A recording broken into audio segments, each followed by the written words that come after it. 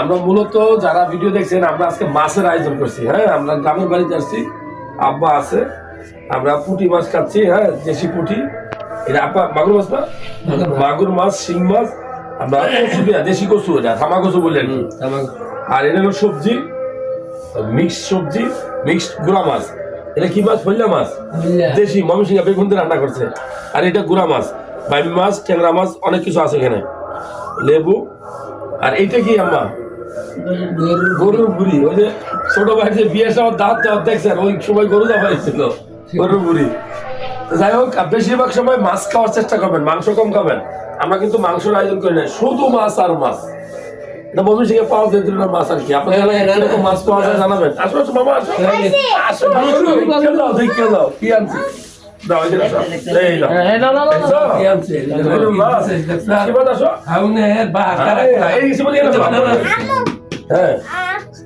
তুমি একটা মাছ তুই যাও, তোমার আম্মু দিব। খেয়েছো? শুক্রিয়া। আর খাবো না? আচ্ছা, দিছো, খাও খাও খাও, বাবা খাও। তুই এখানে চল, এই কাদের বংশী। ঠিক আছে।